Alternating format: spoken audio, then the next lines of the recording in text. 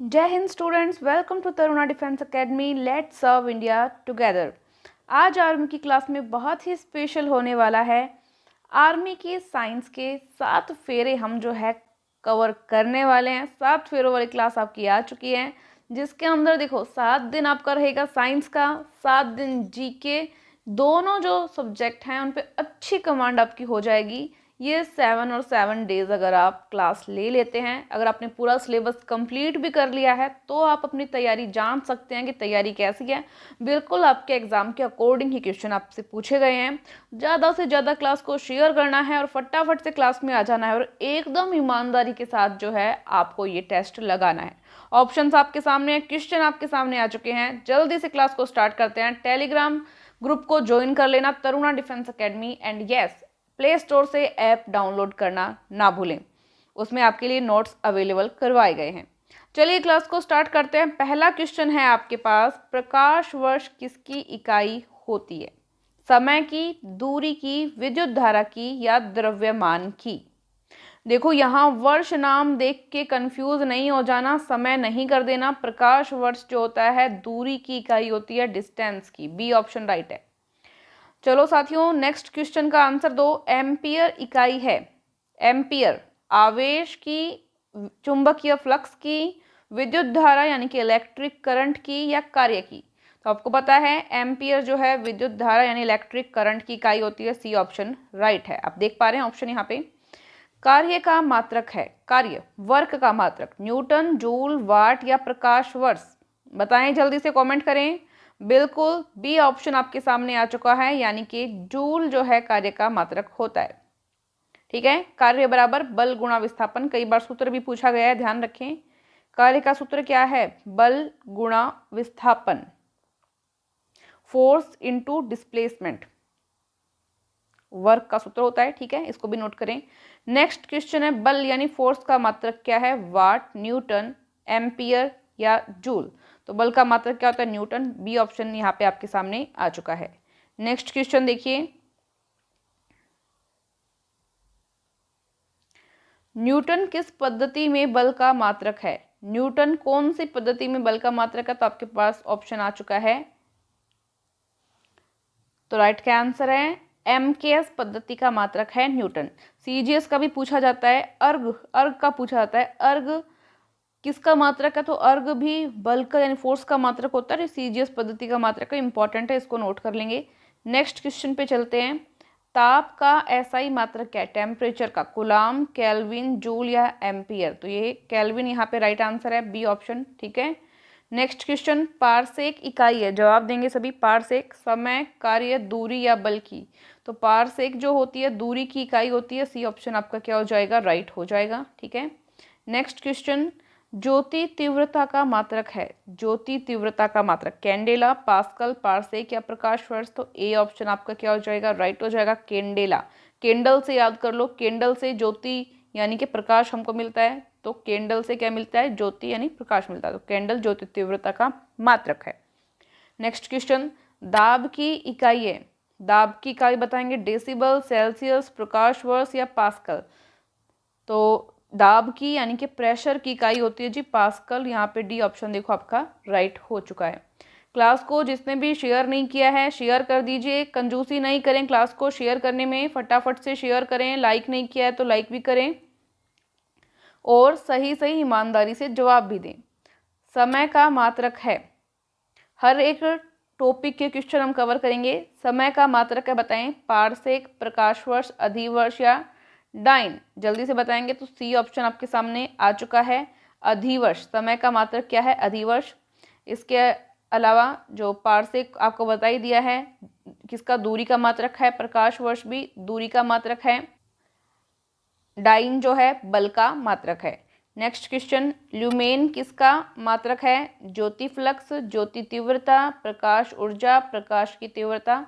Lumen जल्दी से बताएंगे। तो ऑप्शन ए आ चुका है आपके सामने, ज्योति फ्लक्स जो है आपका राइट आंसर होगा। नेक्स्ट क्वेश्चन, ध्वनि की प्रबलता की इकाई है। कैंडेला, डेसिबल, वाट या डाइन? ध्वनि की प्रबलता पूछा है आपसे। बताएं जल्दी से। तो बिल्कुल डेसिबल, जिसको हम डीबी से डिनोट करते हैं, राइट आंसर हो जाएगा आपका बी। ठीक है, नेक्स्ट क्वेश्चन, अश्व शक्ति इकाई है हॉर्स पावर, किसकी इकाई है? शक्ति की, दूरी की, कार्य की, बल की? तो देखो ये शक्ति की ही इकाई है अश्व शक्ति। ए ऑप्शन क्या हो जाएगा आपका राइट। तो यहाँ पे राइट आंसर हो जाएगा ए, शक्ति की इकाई होती है अश्व शक्ति यानी कि हॉर्स पावर। नेक्स्ट क्वेश्चन देखते हैं, चुंबकीय प्रेरण का मात्रक है। चुंबकीय प्रेरण का मात्रक बताना आपको, टेस्ला, वेबर, न्यूटन या ओम? तो ए ऑप्शन आपका क्या हो जाता है राइट, टेस्ला चुंबकीय प्रेरण का मात्रक होता है। ठीक है, नेक्स्ट क्वेश्चन देखते हैं। देखो ओम का पूछा गया है, ओम जो है प्रतिरोध का मात्रक है, ये भी आर्मी में पूछा जा चुका है, इसको नोट करेंगे, प्रतिरोध यानी कि रेजिस्टेंस। ठीक है, नेक्स्ट क्वेश्चन, बल का मात्रक है, बल का मात्रक है बताएंगे जल्दी से, न्यूटन, किलोग्राम इंटू मीटर प्रति second square, gram into centimetre प्रति सेकंड स्क्वायर, उपयुक्त तो सभी जल्दी से बताएंगे।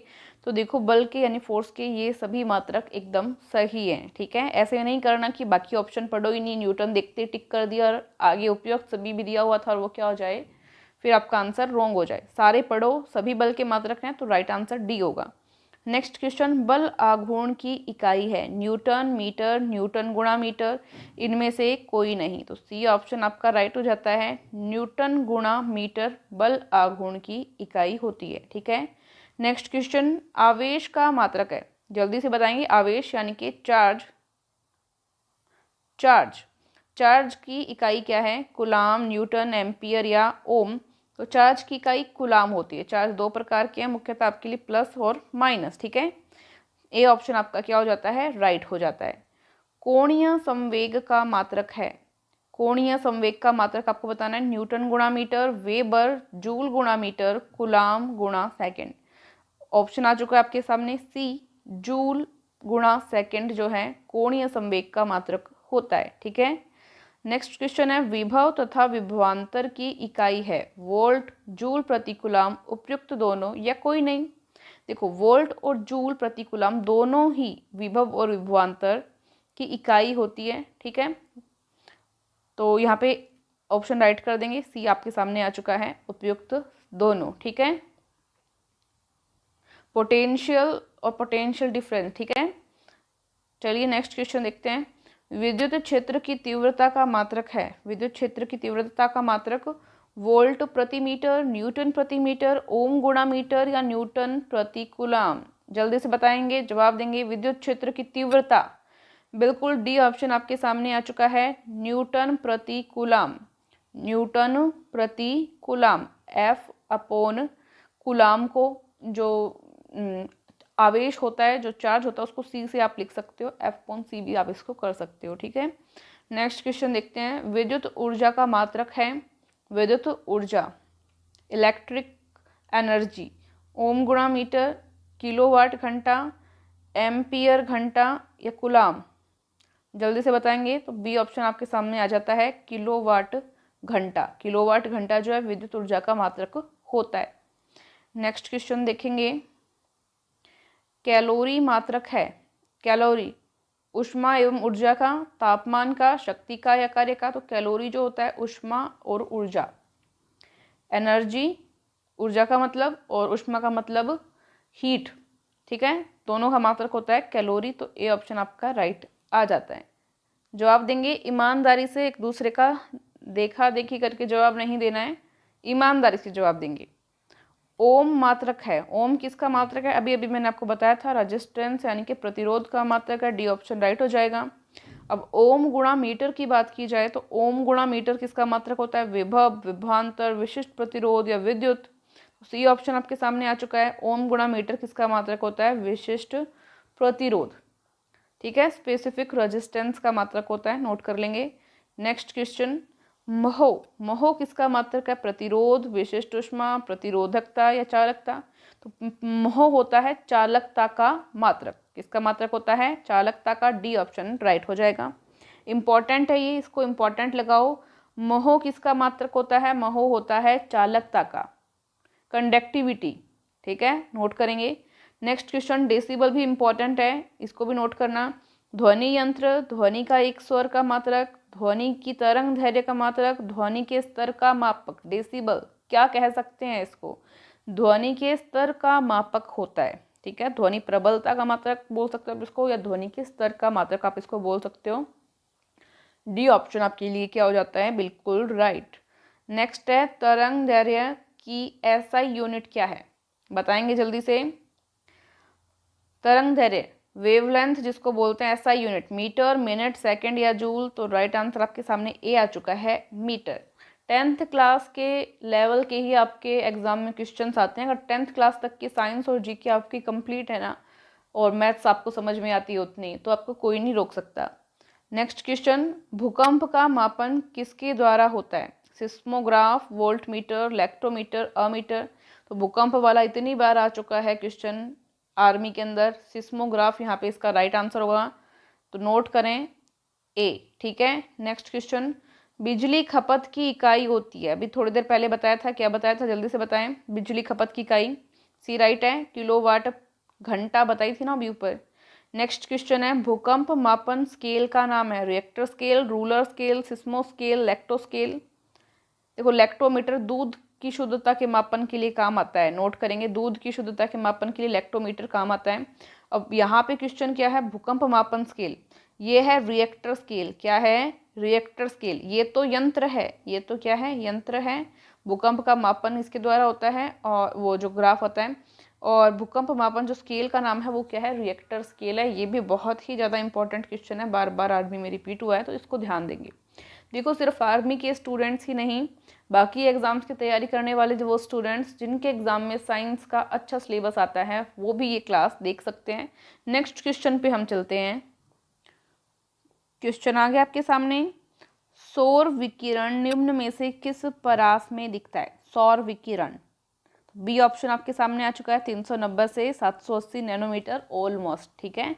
नेक्स्ट क्वेश्चन, प्रकाश विकिरण की प्रकृति है किस प्रकार की? कणीय, तरंगीय, या दोनों, या कोई नहीं? तो दोनों तरह की होती है, वेव फॉर्म में भी होती है और जो मॉलिक्यूल फॉर्म होता है वो भी होती है, तो दोनों, ठीक है।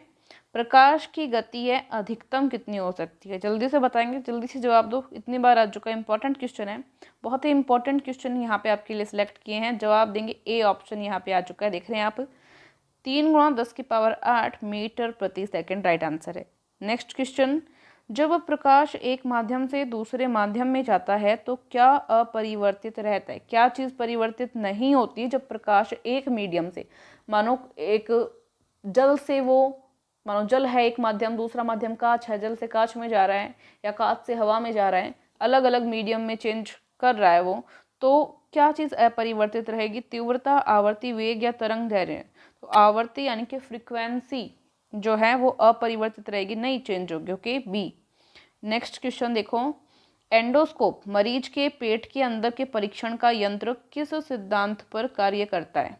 एंडोस्कोप, प्रकाश का विवर्तन, व्यतिकरण, ध्रुवण, प्रकाश का सकल आंतरिक परावर्तन।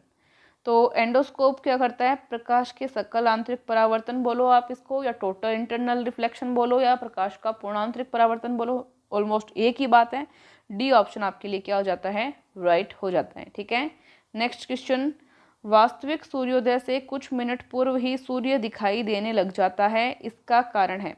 मतलब जब जो सन है वो रियलिटी में राइज होता है, मतलब सूर्य जो है रियलिटी में उगता है, उससे कुछ मिनट, लगभग 2 मिनट पहले ही दिखाई देने लग जाता है। सेम कंडीशन होती है सूर्य के अस्त होने के समय, 2 मिनट बाद तक दिखाई देता है। ये घटना किस कारण होती है?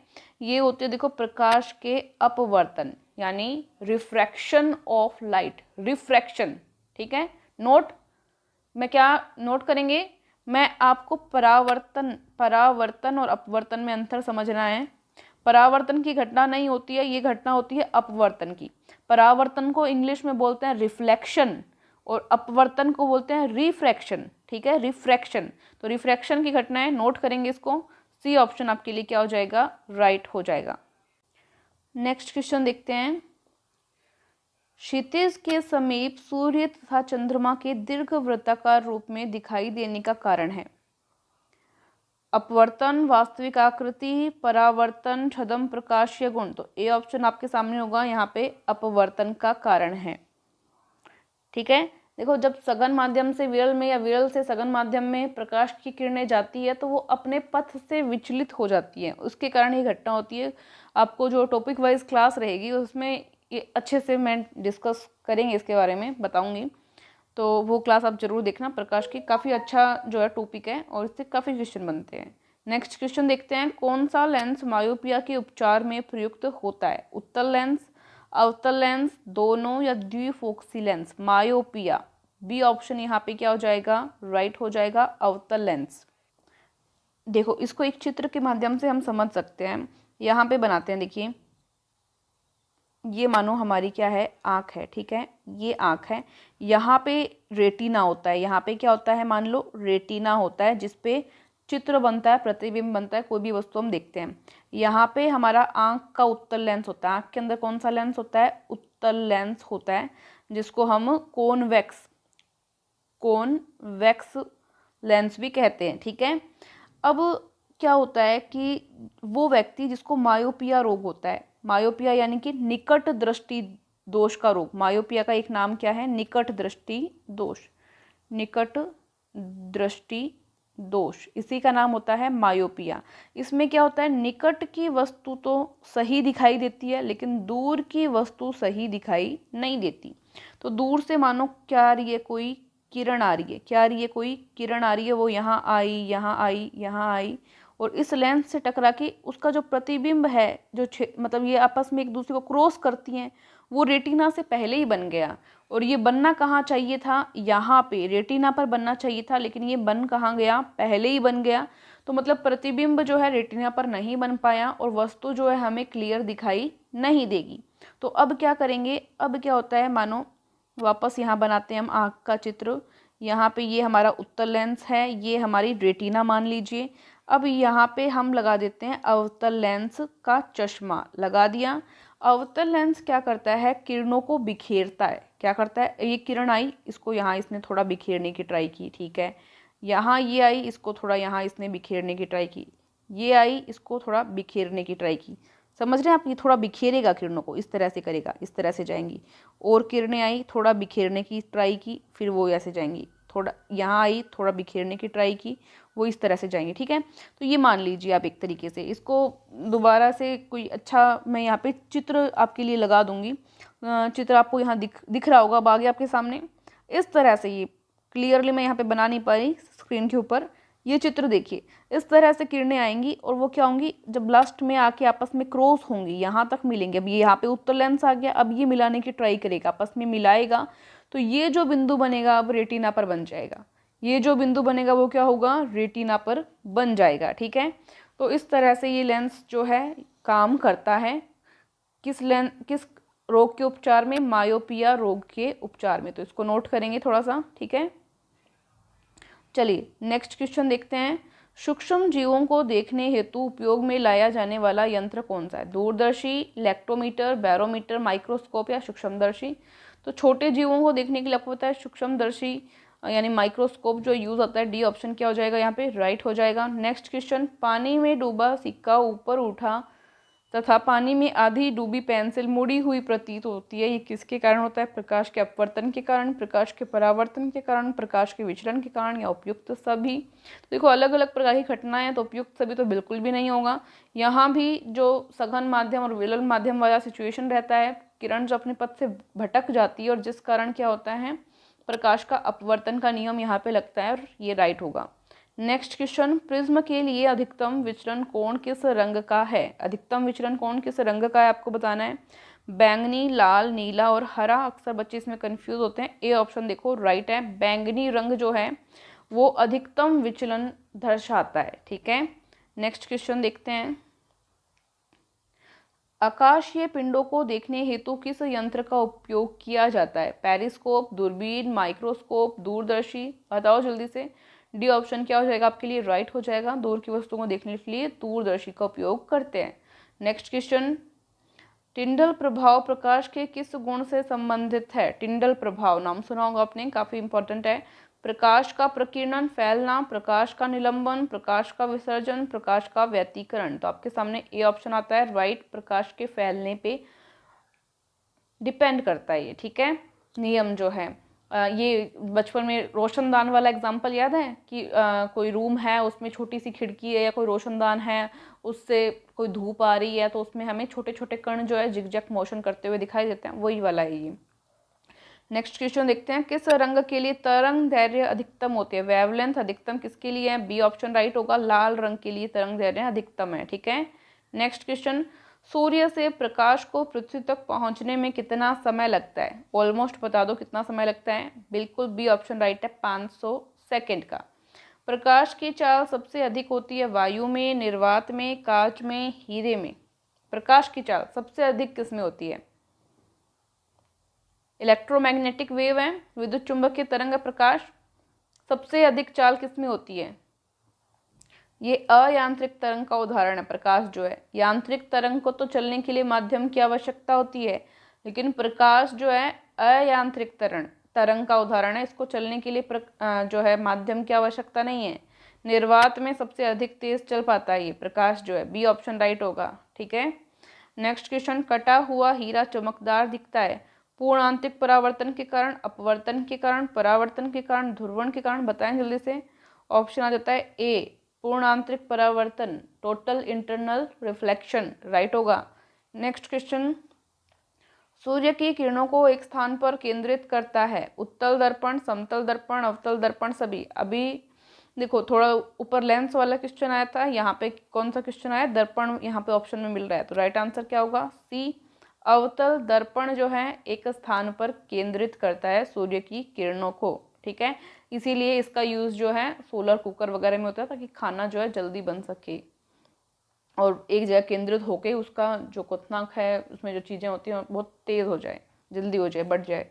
नेक्स्ट क्वेश्चन, सीवी रमन को भौतिकी के क्षेत्र में नोबेल पुरस्कार निम्न कार्य हेतु प्रदान किया गया? प्रकाश का ध्रुवण, प्रकाश का प्रकीर्णन, व्यतिकरण या विवर्तन? बिल्कुल बी ऑप्शन राइट है, प्रकाश का प्रकीर्णन, प्रकाश का फैलना। निम्न में से सबसे अधिक विवर्तन दर्शाने वाली किरणें हैं? एक्स किरणें, अल्फा, बीटा या रेडियो? तो रेडियो किरणें सबसे ज़्यादा विवर्तन दर्शाती है। नेक्स्ट क्वेश्चन देखो, पेरिस्कोप यंत्र किस सिद्धांत पर कार्य करता है? अपवर्तन, परावर्तन, विवर्तन या पूर्ण आंतरिक परावर्तन? बिल्कुल बी ऑप्शन आपका क्या हो जाता है? राइट हो जाता है, परावर्तन पर। नेक्स्ट क्वेश्चन बताएंगे जल्दी से, समतल दर्पण की फोकस दूरी निम्न होती है? 0, परिमित, 1, अनंत? समतल दर्पण की फोकस दूरी बिल्कुल डी ऑप्शन आपका राइट हो जाएगा, अनंत, ठीक है।